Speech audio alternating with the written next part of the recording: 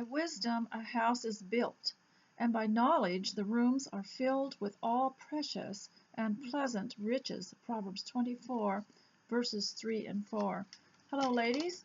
I'm Mrs. Sherman, and I am making these videos so that you can have a radio program to listen to while you work. So welcome to Homemaking Radio, and if you're new here, you can't comment on the YouTube video, but I left a link there, and you may go over to my blog, for which I'm preparing these videos to enrich the posts that I do, and join in with us and leave us a comment. And also there is a place on the side for you to leave a donation if you like, and although it's not required. But I will tell you, ladies, that I'm so grateful for the little donations you leave me, because my computer is fading and sometimes it doesn't even want to work, and I realize the sad truth is I might have to get a new one. So this is very helpful, and I'm saving to that goal, and but I'm going to use this one to death first. So before you go to work, and you listen as you go, hopefully you're not going to stay here and watch me. I do have a few things to show you though, so if you want to sit down and have a cup of tea, maybe you can watch me, but generally it's so if you have something to fold, something to load, something to unload. You know, sometimes these jobs are so repetitive that they can become rather tedious, and we lose our gumption. So it's nice to listen to something the way our mothers did back in the olden days, to the radio while they were doing these things. So I wanted to show you first, before you go, my teacup. I'm wearing my pioneer costume that my daughter made me many years ago. You know, it's kind of nice. I have sewn for my children when they were younger and made them a lot of things, and gone through several sewing machines because of it. And then when I got older, my daughter started making things for me. So I have this pioneer costume. I'll try to get a picture of it either on the dress form, or if I can get Mr. S outside to take a picture of me. He's not a fashion photographer, and he takes a picture of me as though he were taking a picture of his car because he has lots of pictures of his cars over the years, but so he knows how to do that. So today I want to show you the perfect teacup that goes with this, and it's I believe it's stoneware, and it's from Churchill, made in Colombia. So I'm very proud to have this. And what it is, I'll show you the saucer first.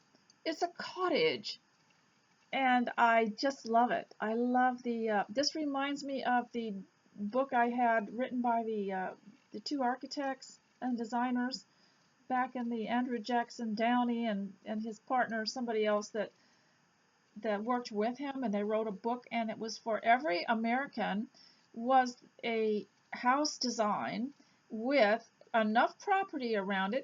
It could be just as much as you would have in a suburban neighborhood, but there was a place for a tree or more fruit trees. And I wanted to tell you, this cup is real interesting because on one side is this kind of cottage, and the other side is that kind of cottage. Do you remember those types of houses where they would take old pieces of old ships and use the wood to build houses with?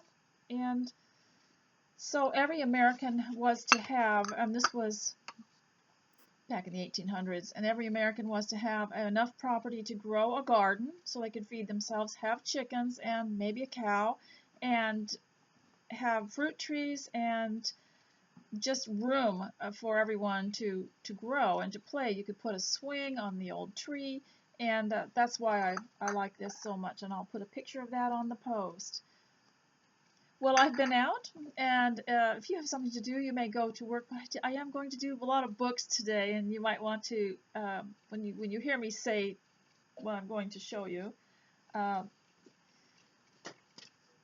will tell you what I have been sleuthing and reporting, so I can report you adequately. And you know, I told you, when you do your newsletter, I just do the one side, and then if I have to send it away, I can write a letter on the back of it. But I just do the one side and make copies of it. And your news is the best news because it's real and it's honest, and you are an expert at what actually happened in your home, or what you believe, or what you're doing. And these are the best newsletters. I've already received one of yours in the mail. Someone sent me one that they wrote. And this is interesting. This is getting interesting. And then I noticed on the comments that about 4 other ladies were putting out newsletters for their family. I used to do it, can you believe this, back in the old days, in the homeschool days. I used to make one every morning for my children, and I believe my daughter did that for hers too. I don't know, where did we get the energy? I think it's not so much energy, it's inspiration. It's exciting to do something for yourself that is creative like this, and where you get to use your mind to do something that is energetic, and ideas that you write down and beliefs that you write down. And I will warn you against, and I'll put a picture of that down there for you too. I will warn you against feeding so much on the media, especially the what they say. Someone told me that they only listen to well-established media. Those are the worst. They have an agenda and they spin everything and according to their way. We'll talk more about that when it comes to education too, because education does the same thing. And I want to warn you about feeding on that, and I will tell you why. You know, as a mother and a homemaker, or even just a woman at home, even if you live alone, that if you eat too many foods that have no food value and are just things that you like because of the taste, and they don't really have any nutrition in them, too much sugar and sweets and desserts, you lose your appetite for the good food. And this is the same with the major news media. They call it the major news media, but I think the citizens journalists are becoming more major now. There are more of them than the alphabet channels. And when you start to feast on that stuff, and you long for it every day, and you get up in the morning, you turn on your cell phone, and you hear it or you read it, then after a while you don't have an appetite for the truth or for anything that's really, really wholesome. And you can test this out by doing without it for a day, just for a day. Can you do that? Can you just shut it off? And but even then, I'll warn you that you will, if you're in communication with your friends and relatives, which you should be, they're going to say something about the current events. And in my opinion, that's enough. You really don't need to feast on it, because then you'll lose your appetite for whatever's good and whatever's pure and whatever's lovely. We all know that, don't we? So today I have a lot to tell you, and I don't know if I'm going to be able to fill up the hour, but I'm going to just mention a few things that I have written down here. Look at these notes. Aren't they terrible? It's taken me a long time to get here today because I like to post more often, but it is garden time here, and it's getting late in the season, and I had not put in my garden yet, and I wanted to have some vegetables, and so I was so busy getting that ready. And although I had put my flower beds and my vegetable beds to sleep the previous season, I found that because it rained so much during the winter, it grew grass all through it. And so as I was planting seeds, I had to pull out the grass first in the little section, and every day I've been going out there doing a little section and planting 4 packets of seeds, different kinds of seeds.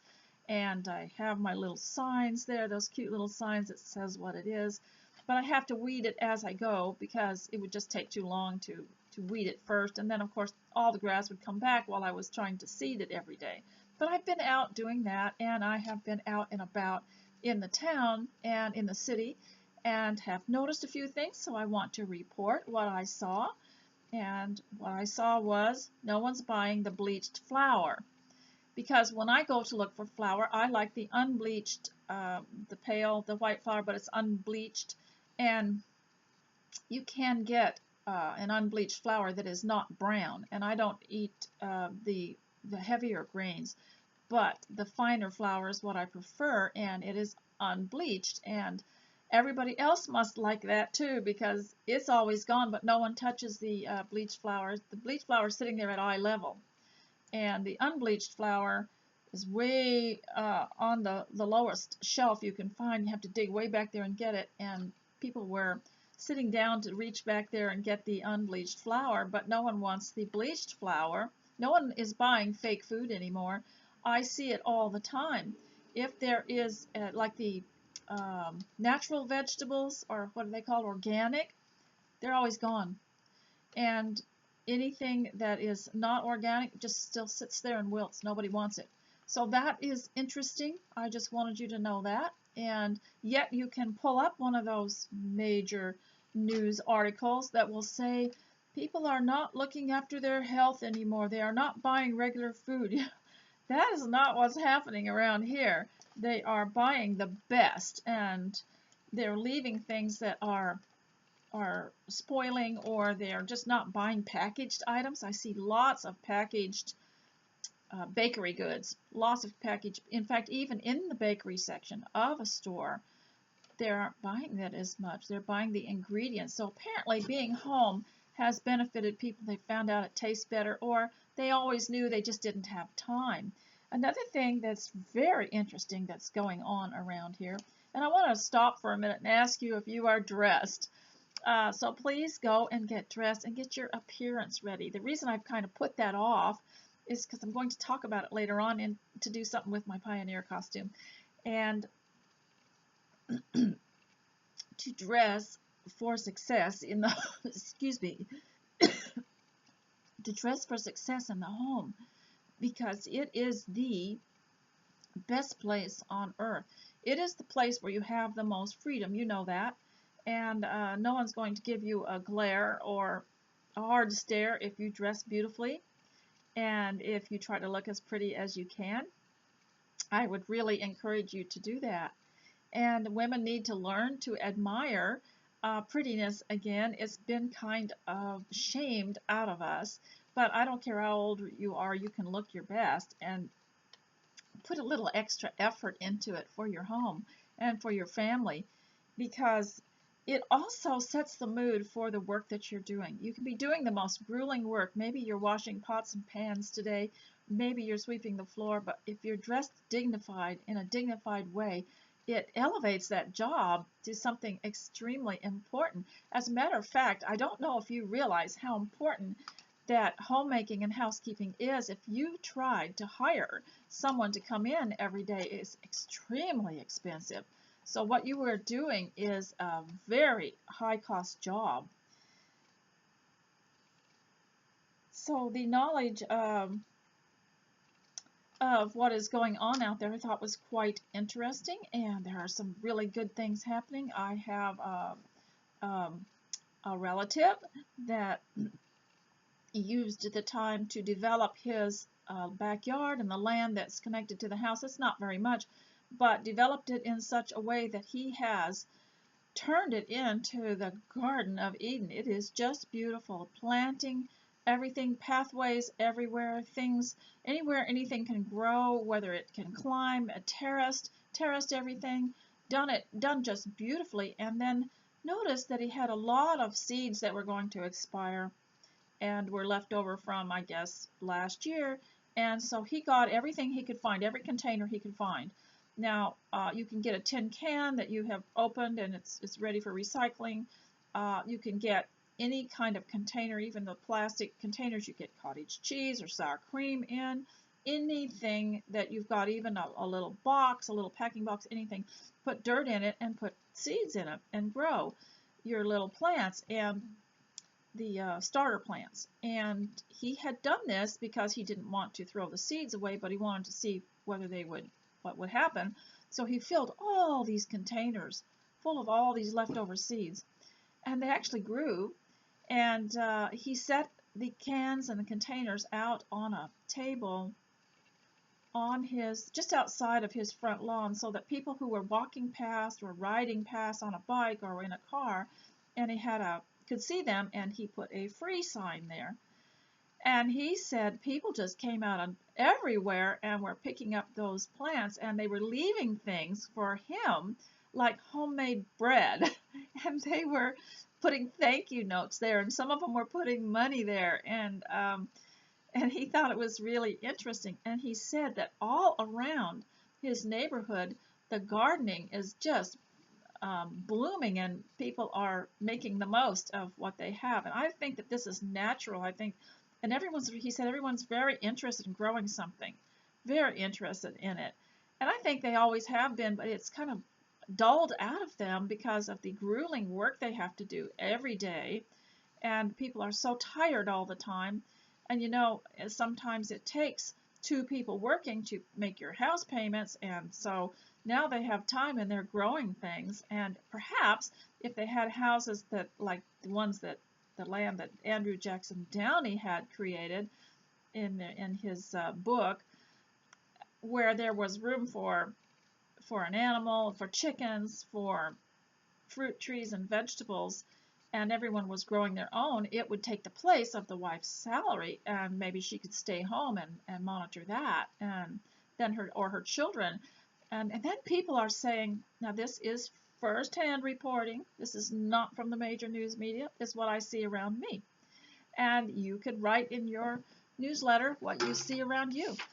And that is that people are saying that their children are turning into being the sweetest people because they are not being jerked out of bed early in the morning and have to fight them all the way to get them ready for school, because they are the most cooperative, sweetest people, and they have been getting enough rest. I've always been against waking people up. I think they should sleep as long as they want, because that's their body healing and it's also their body growing. And if you lose sleep, you can get sick a lot faster. And if you're tired all the time and you're not getting adequate rest, you will be the first to get the flus and colds that are always going around. And so they are saying that their children are becoming the most pleasant people and they like having them around. And also learning. I always remember people who have said that during one of their homeschool years, everything was just fell apart because their house burned down, or there was a flood, or a baby was born, and the household was a little bit in an upheaval, and they didn't use books or teach, but those children learned that year. And so this is something I'm going to talk about, since I'm dressed like a schoolmarm today, and I've got my little roll-top desk, one of the children's roll-top desks in the back, and I just wanted to create a background that was more pioneerish. So I will be calling you back, but for right now I think that you can do some work if you want to. And so I am going to, here's what I'm doing, ladies. Every one of you is a teacher. Every one, if you have children or friends or just your own home, you are a teacher, because if you know something, you can tell it. And I am going to homeschool you. And some of you who are school teachers, you can homeschool yourself with the education books that I'm going to be using. McGuffey's Readers from 1837. Now, every country had a version of this by a different author. So you would see in Canada they had the original readers, and in South Africa and in Australia and in England they did have readers that were highly valued and highly moral, and which shaped the character of the people in the 1800s. And so I'm going to suggest that if you are a teacher, to order yourself a catalog from A. Becca, and order yourself some things, and order the 6th grade math book, which the 6th grade math book is so adequate it'll take you clear up and through high school, because the principles in it are so good. And I would also urge you not to rush children through these books. Just a page a day will do. If there are 365 pages in the book, you can afford to just have them do a page a day. And sitting down and making them do 10 pages does not necessarily mean that you're going to retain it all. Give them a little time to absorb something. Even in reading, if they could just ponder on a sentence. That's what reading the Bible is all about. You take a sentence out of it, you just ponder it for a while, and you dissect it, and you try to draw the meaning out. And so I would suggest, if you're a teacher, order the A. Becca book, and order a book called A Reason for Writing. I don't know if it's in all grades, but the one that I had a green cover on it. And ladies, it's tempting to get so emotional over this, but I will try to restrain myself. There is such a difference between the secular education that you get in a public school and the education you get from the private school, the Christian school materials. That's what A. Becca is. They supply Christian school materials for the Christian schools, but the homeschoolers use it too. So it's the same thing. There's no difference. But I'll just explain. I don't have a copy of it because that was one of those books that the children made off with because they liked it so much. And as I said, these books were so sweet and so valued and so dear to their heart, they'd fall asleep with them across their chests. You'd have to go in at night, remove the book, and pull their blankets up over them. And to have that happen is so phenomenal. But I want to explain this writing, a reason for writing, which was an ABACA book. And it was a handwriting cursive book. And I'm not sure what grade it is. I'm sure it was one of the primary grades. But here's what it did to my mind, and that is they would have you write a sentence out of the Bible, like in the beginning God created the heavens and the earth.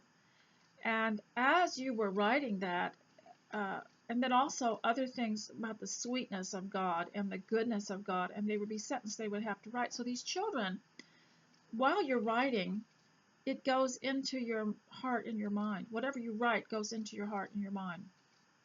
And that's why ladies can get so absorbed in writing something like this. It's a chance to really fill your mind with something good, or pour your mind out into something good. And so a reason for writing, it really did give you a reason for writing, because you can spread good tidings. You can say something nice to someone. You can send a letter or a card to someone with something good in it. And it's just starts you out thinking about a reason for writing. It's not some grueling task to learn. It is a beautiful act of love, and you feel God's love through these books because they do use so much scripture, but they also use good principles. When they're not using scripture, they will say things like, God bless my mother and my father, or something like that, to encourage children to love one another, and to love their parents, and to love their brothers and their sisters. And I tell you, it was such an emotional experience for me, because I grew up in public school in the 1950s, and already they were doing things there through their curriculum, through their banal, boring curriculum, to separate a child's heart from his religion and beliefs, from his parents, from his land, from his country. You'd be so sick of it by the time you got home that the only relief you wanted was just to indulge in something like maybe a habit, or something that wasn't very productive. It's kind of like people who are under so much stress that the only relief they want, just leave me alone, I'll watch TV. Of course, we didn't have the television, but it's just what the effect that a Christian education has on you is so different. And if it changed anybody, it changed me, because I was a Christian, but without the Christian education, there's a lot of things you can't understand, and you lose your connection, a real connection to God, without it. And so today, I'm going to read to you out of this book, but I have some other lovely books to show you that are more colorful. Now, the McGuffey readers weren't very colorful, but the children didn't seem to mind them, because what was written was colorful in their minds. I'm going to read you something called The Character of the Pilgrim Fathers of New England. Now, New England is the first 13 colonies on the east coast of the United States, called New England because they came from Old England and created New England. And then we had New Jersey, New York, and New this and New that. And of course, the Canadians did the same thing with New Brunswick and other places. I want to talk to you more about the Canadian history sometimes too, because that is very, very fascinating. And the Canadian settlement was actually older than the United States, which is quite interesting. And because they started in the 1500s and the Americans started in the 1600s. So here is the character of the Pilgrim Fathers of New England. Now, to explain this, there were three types of people that came over. There were the Puritans, who were from a religious group that were trying to purify the, Congregational Church or Church of England. And they were rather austere, I thought. I don't like the Puritans that much. And then there were the Pilgrims, and they were religious too, but they were very tolerant, open, people who just wanted to raise a family and settle down and work, and they were um, probably not as strict, but they were good. And then there were the Cavaliers that came over. They were colorful. They liked festivals. They liked, and they were in search of gold, and they all had good qualities. But this is about the Puritan fathers and the Pilgrim fathers. Now, you have to realize that everything you read, even in homeschooling, you just have to have a real objective look at it, because you can't say that this is the absolute authority, because history and many other things, a lot of things happen that weren't written about, or someone would view it a different way, and a lot of things were going on at the same time. But this is a history lesson. So here, it always has a rule in front of it. See the rule right there at the top? It has a rule.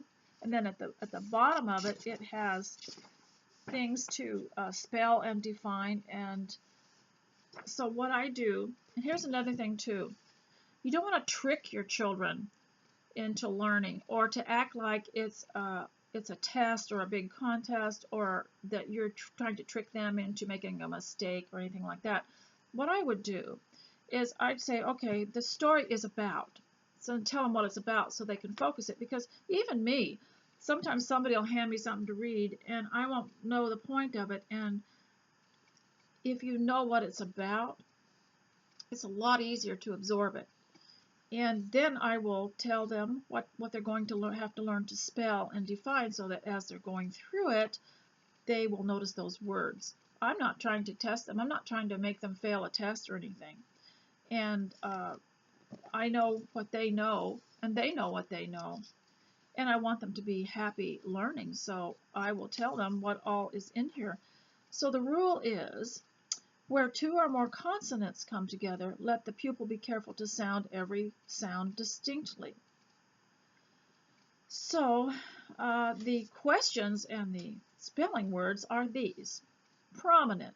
Now this is the fourth reader, which you would go into the fourth reader when you were finished with the third reader, and it didn't matter what age you were. It seems to me to be like college level, but children as young as 10 years or 12 years old could understand it. Distinguished, determined, self-government, personified, allegorized, enshrined, birthright, unalienable, surrendered, essential, fathomless, transmitted, unmolested, spontaneously, independence, communication, ecclesiastical, jurisdiction, theocratical, don't know if I pronounced that right, immediately, magistrates, Pentateuch, honorable, and hypocrites. They would have to know how to spell and define all of those things. But like I say, if you're a mother considering homeschooling, get yourself a curriculum. Order a Becca book and order some of these, and from all different kinds of homeschool supply companies. But I would say start out with a Becca and order something for yourself, and then just sit down and do it and see how you like it and how it affects you. And you can actually, I often said that because homeschooling was so new to me, I said this, when I introduced my children, I said, these are my children, and I'll introduce them and I'll say, we all grew up together because we were educated together, because I got to be re-educated in a Christian education. And it made me, it's honey for a child's heart. It's honey for a mom's heart too. One of the most prominent features which distinguished our forefathers was their determined resistance to oppression.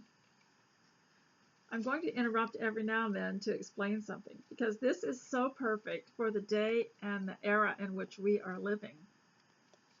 They seemed born and brought up for the high and special purpose of showing to the world that the civil and religious rights of man, the rights of self-government, of conscience and independent thought, are not merely things to be talked of and woven into theories, but to be adopted with the whole strength and ardor of the mind, and felt in the profoundest recesses of the heart, and carried out into general life, and made the foundation of practical usefulness and visible beauty and true nobility.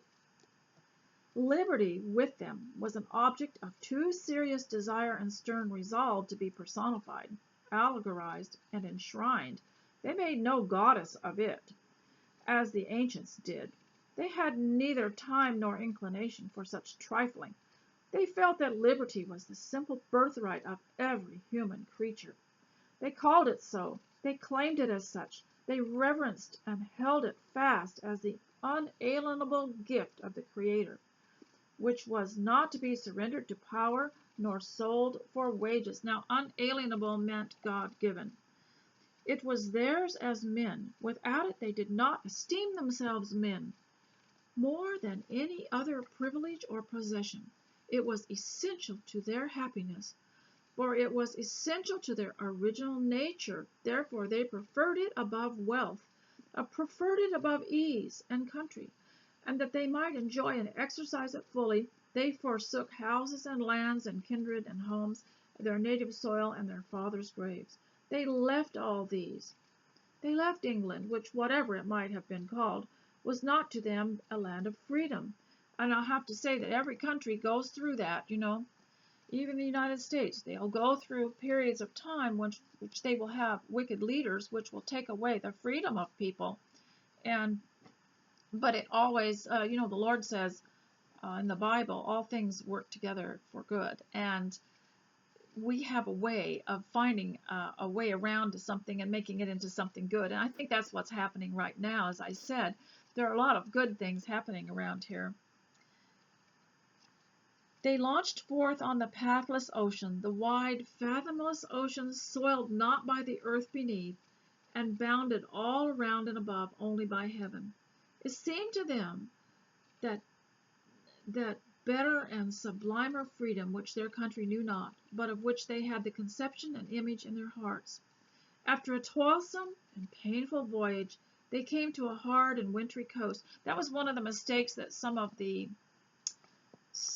tour guides made, was they didn't leave England soon enough, and they got to America after planting time was past and harvest was already set in, and so was winter. That's why they had the bad winter, and they didn't get there soon enough to enjoy the summer and get things built up and planted. I am telling an old tale, but this is written in 1837, so it was several hundred years after this happened. I'm telling an old tale, but it is one which must be told when we speak of those men. It is to be added that they transmitted their principles to their children, and that's one reason we homeschool. You have a duty and an obligation to transmit your values and your beliefs down to your children. And if you don't know what your values and beliefs are, if you will get one of these Christian curriculum catalogs like ABEC, as I suggested, or others, then you will see it more clearly.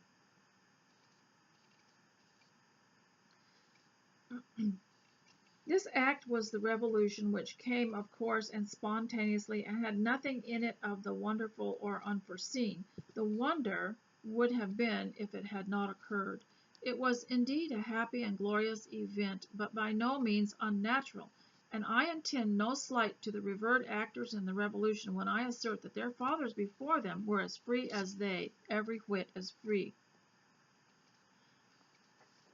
As deeply seated as was the principle of liberty and resistance to arbitrary power in the breasts of the Puritans, it was not more so than their piety and their sense of religious obligation. That's why I say that patriotism is absolutely no good unless it's undergirded by a strong religious belief in God, and a dedication to the Lord. I have seen patriotism that was not undergirded by this. It had no foundation in God, and that absolutely is nothing but worthless revolution and a worthless waste of time and life. They were emphatically a people whose God was the Lord. Their form of government was as strictly theocratical, if direct communication can be accepted. Whenever a few of them settled a town, they immediately gathered themselves into a church. That's true. That's one of the first things they did, is made sure that there would be a regular church gathering. And as quickly as they could, they found a place to go that was a common place for everyone. And their elders were magistrates, and their code of laws was the Bible. These were forms, it is true, but forms which faithfully indicate principles and feelings, for no people could have adopted such forms who were not thoroughly imbued with the Spirit and bent on the practice of religion. God was their king, and they regarded him as truly and literally so, as if he had dwelt in a visible palace in the midst of their state. They were his devoted, resolute, humble subjects. They undertook nothing which they did not beg of him to prosper first. They accomplished nothing without rendering to him the praise. They suffered nothing without carrying up their sorrows to his throne. They ate nothing which they did not implore him to bless. You know, we adopted this in our lives, that of course we did accomplish quite a bit. The children learned music and art and became quite proficient in a lot of things, but when someone remarked on it or admired it, they'd say we owe it all to God. Their piety was not merely external. It was sincere. It had the proof of a good tree in bearing good fruit. It produced and sustained a strict morality. Their tenacious purity of manners and speech obtained for them in the mother country their name of Puritans and Pilgrims, which, though given in derision, was an honorable and appellation as was ever bestowed by on a man. We see that a lot of times people are named or labeled something, and it often becomes a badge of honor later. And they mention manners and speech. Now, that is so important. If you're not very confident in homeschooling, just start out with manners and speech. You can get lots of good books about that for children, and or you could just create your own and your own a list of things. And speech, if they can learn to speak clearly and enunciate clearly and have the proper emphasis on things, and the chalk in their voice, all that. Learn so many different things. When I can, I'm going to find number 4, McGuffey Reader's number 4, because it had in the beginning about the parts of speech in those days were vocals, subvocals, aspirates, and there was one other. I used to know them by heart. It was totally different, and it was mainly so that you could be understood, because your success in life, because Americans didn't have any government funding per person. No one was ever given any money for having children or anything like that, and so Americans had to figure out how they were going to earn a living, and they knew that their speech and manners would be the door to that you would have a better chance, even if you had no skills or talent. If you had good speech or manners, you could do anything. And I have seen this happen.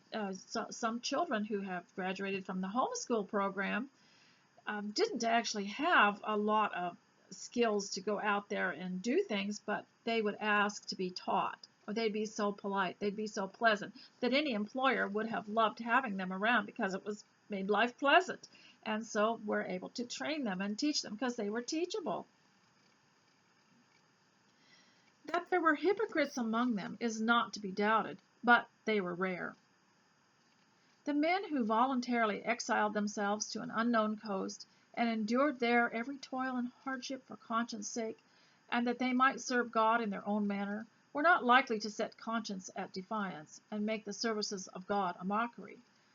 See, that what they're saying is they made such a sacrifice, there would have hardly been a chance to be hypocritical about anything. When you're under duress, when you're under hardship, there are very few hypocrites among you. When you're doing something because you're taking a stand, it's very hard to find a hypocrite in that. They were not likely to be, neither were they, hypocrites. I do not know that it would be arrogating too much for them to say that on the extended surface of the globe there was not a single community of men to be compared with them in the respects of deep religious impressions and the exact performance of moral duty. So here I forgot to read you the questions, but I would have read the student the questions first so they would know what they were looking for. And as they heard, some children are audio learners and some people are visual learners. Some people would rather read it and to hear it, and for the kids that like to hear it, then they could hear and listen for the answer to these questions. The ones that like to read it, I'd read the questions first. So here are the questions. It would have been better had I read them first. What was the prominent trait of and character of our forefathers? How did they regard liberty? What was their conduct in support of liberty? Why was the revolution a perfect natural event, or just what might have been expected? From whence were derived the principles of that? How were their systems of government formed? What was the character of their piety? As a community, how will they bear comparison for moral worth with the other communities past or present? I thought you would enjoy that. And then there's another one, character of the Puritan fathers of New England, and it is for tomorrow. I'm going to try to do this more often. So I've been here for 40 minutes, and I wanted to talk to you about a few things. Now, I had shown you these books that were called Nine Romances from Pioneer Days, or they're historical, 9 historical, and so there are 9 stories in there, and I like the decal edges of these books. It's just so pleasant, and I like the paper. It's like old-fashioned parchment.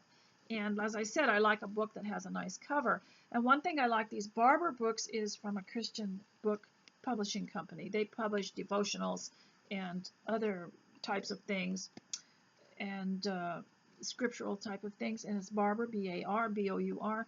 Now, I have told you you can get these. I've been getting these for about $3 from thrift books, and they also only charge you 99 cents for postage, and after so many books, you get a free book. However, sometimes a book will come that has something that looks like tar on it, or some kind of black mark, like ink mark or something on it. I'm not really happy with that. So sometimes Barber Books has a sale, and these will go down as far as $7, and I'd rather have the new book. Honestly, for homeschooling, one thing that I just loved about homeschooling is everybody got new books. Those books hadn't been through, 10 years of students before them. We owned our books, and everybody had their own. And sometimes I'd let them go through the catalogs and pick out what they wanted. And so we had our own books, and they were fresh and new, and you knew where they had been. And but today, I wanted to talk to you about these because there are 9 stories in them, and they're so small that you could finish one. You wouldn't be wasting a whole day trying to get through a book like we used to when we were teenagers in the older days. And so today, for some of you ladies who are in Great Britain, I wanted to show you this one that I just got. It's called the British Brides Collection. And what I like about Barber books, these the 9 historical stories in each one, is the covers. The covers are never ladies in clothing that isn't appropriate. It's always a scene, and I love that, or have a bunch of roses on it or something. But I wanted to show you this one, the British Brides Collection, and it has the 9 authors here. And for ladies who have spent a lot of time at home, or just need a little bit of stress relief and don't want to watch TV, or don't want to watch something that reading is really absorbing. But what I like about it are the end papers. So I have to show you the end papers. On one side, it's an English village.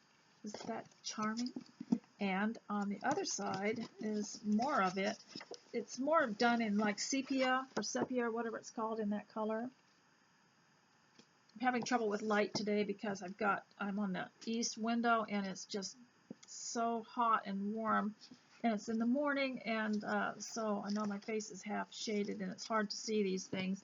I will get a picture of this for you, so those of you in Great Britain might like to read about this. And they also have the Regency Brides, and they also have there's another one. There's 2 or 3 British ones.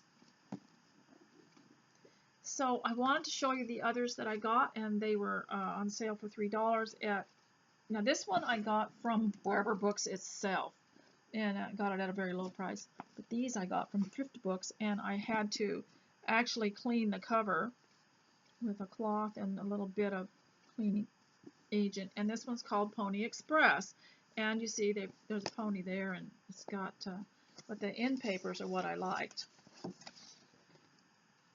There's a pony there. Isn't that nice? Let me see what the other side. Sometimes the other side looks nice too, but I really like it. I really like the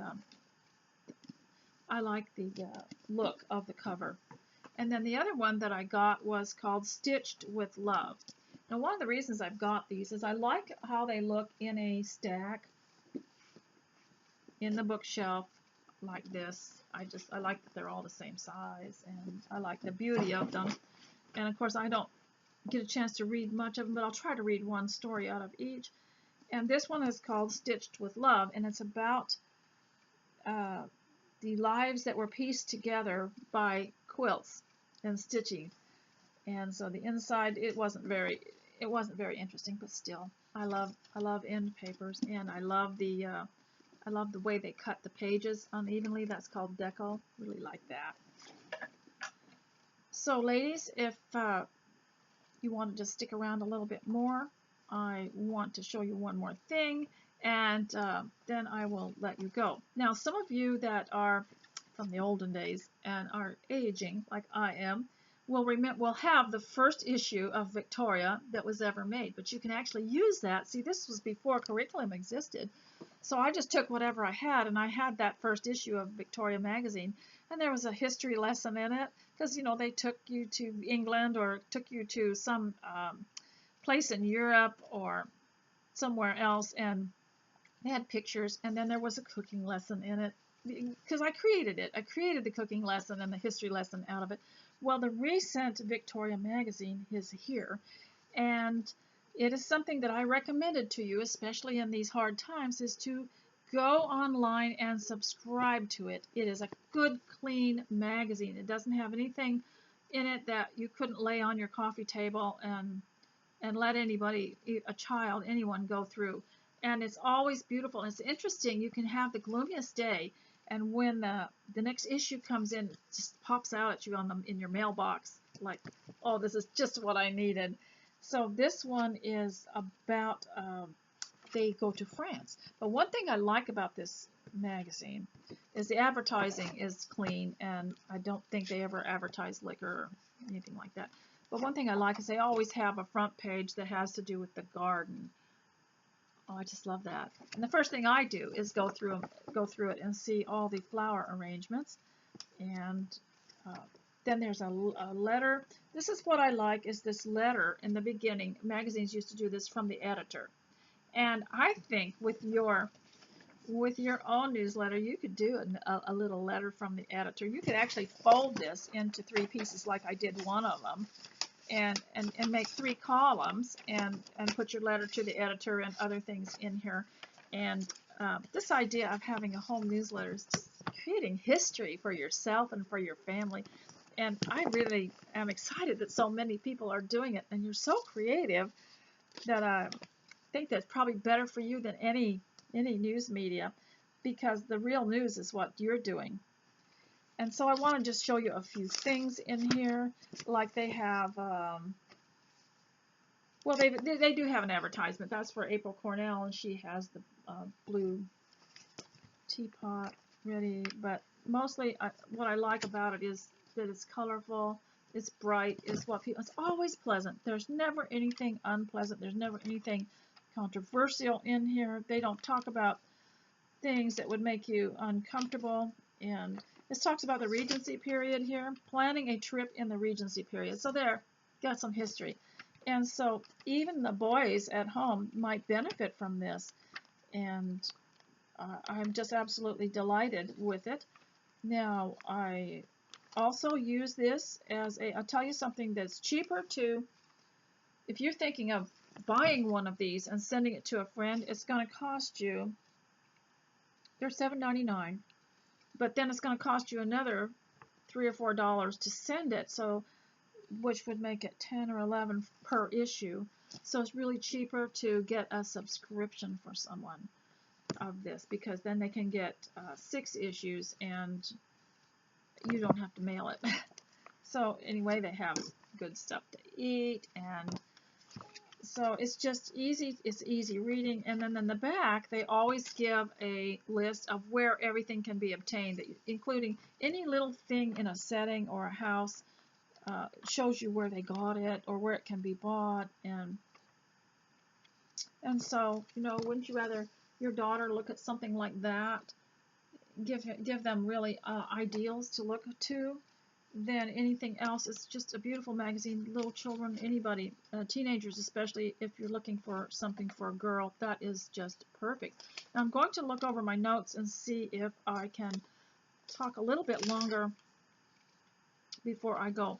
When I talked about appearance, homeschool, now being school marm here, pioneer school marm, how important it is for you as a teacher to be to look nice. And I have a little granddaughter that is always teaching her little brothers, and when she was much younger, she'd like to get her dolls lined up and pretend she was having old-fashioned school, pioneer school, and she dressed up.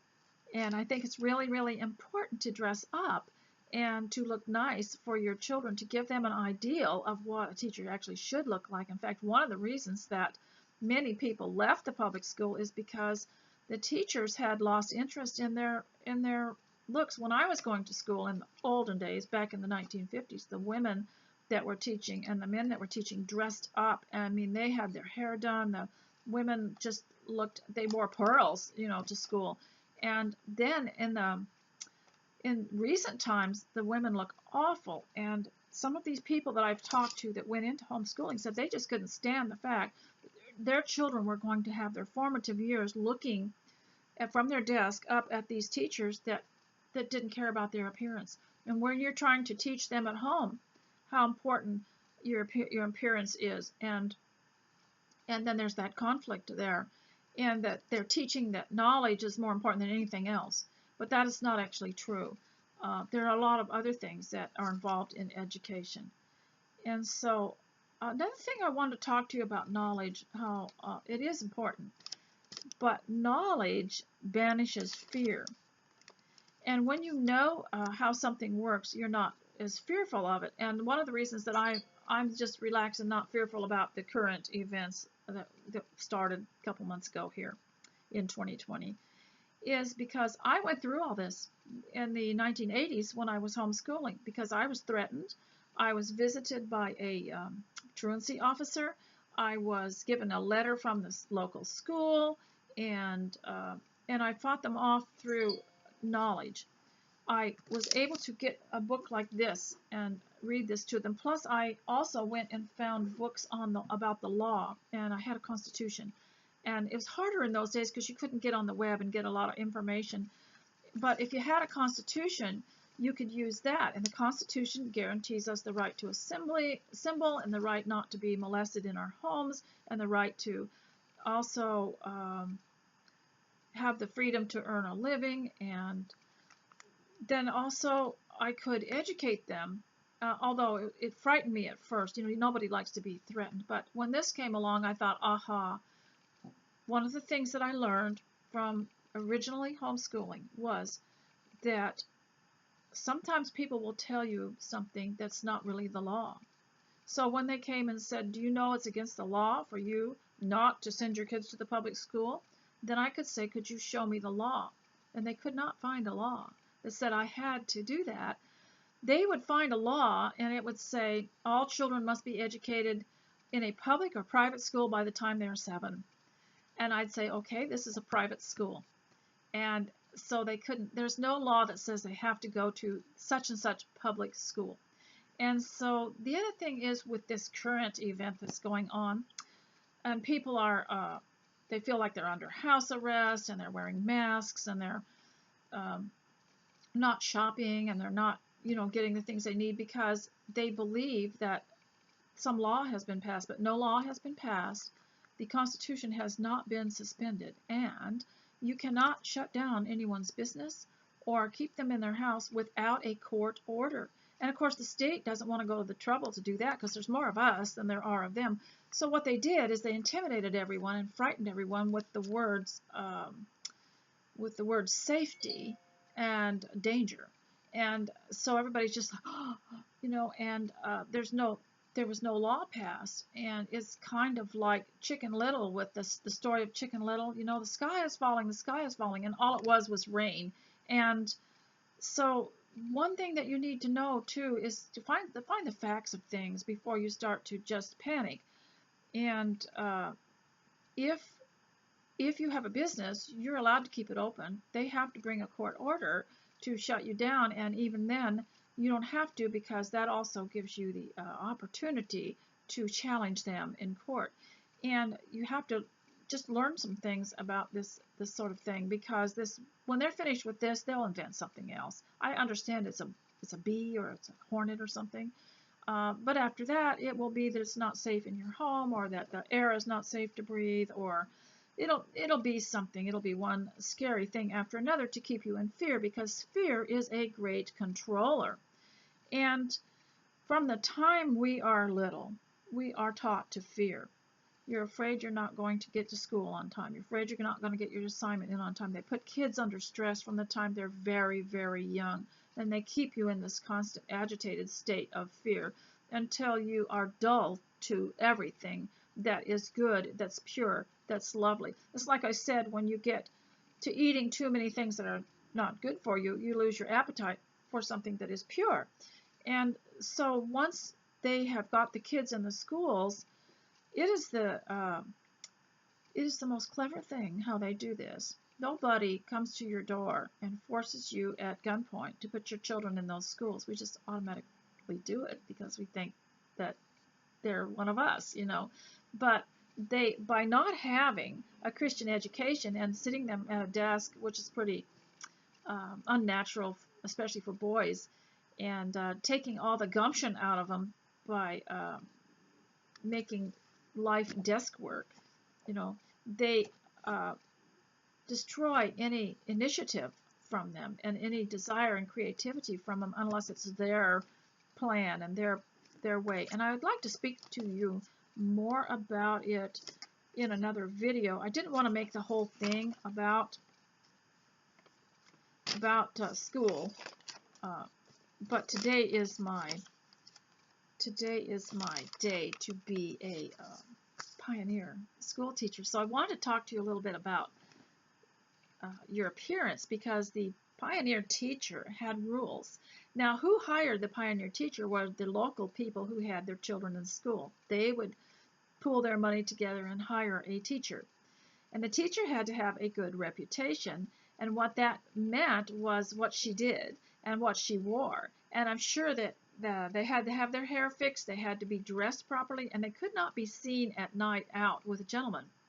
And so their freedom was pretty much taken away from them, because they didn't want to influence the children in the wrong way. So these women had to be dressed, and they had to get to the little schoolroom that was provided early, and they had to sweep it, and they had to get all the lessons out, and they had to provide the light and the heat, take care of all that, and be cheerful. And because, these women that went to teach in these pioneer places were subject to the parents. So they had to be pleasing to the parents, and they were dismissed immediately if there was any kind of scandal connected to them.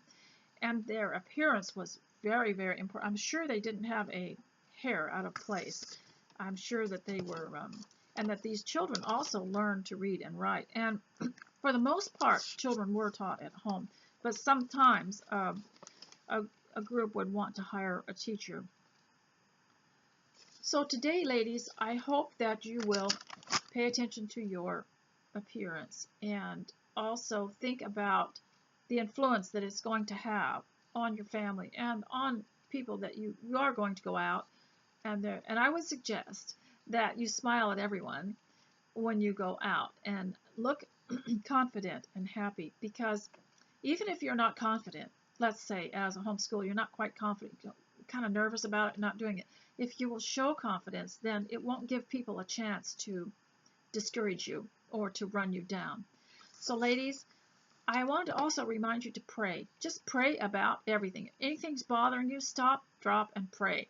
And really, really think about that, and think about our Pilgrim Fathers. Every nation has a history like that, and the only way, you who are in England, are really concerned about England, the only way that you're going to restore it back is to start homeschooling your children, because you can get these books. You can get the ones that apply to England, because they are reprinted.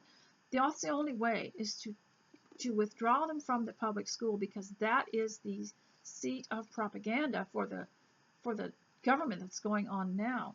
They are influencing those children to believe in communism, socialism, just dictatorialism and anything like that. And if you wanted to, it just takes one person to start it. You don't even have to have a group around you. Just at least get yourself out of it, and then you can be free. And you are your country. Whatever the way you are living is what your country is, and you can make a difference, because that's how it started here, and that's how it will start anywhere. So it's better to, I will include a video that someone sent me where this man said, I'd rather lose my job than lose my soul. And it was so good, because he was talking to the police, and he said, you should resign your job the minute that your government tells you to do harm to a peaceful citizen or an innocent person. And he said, I'd rather lose my job than lose my soul. It was just so beautiful. And I think that's really, really important, to think of your children's soul and your own soul first. And the Bible is our ultimate guide. And anytime a government goes against one of those principles that you believe in, you do have the obligation to correct them. So at least that's the way that we are doing it here.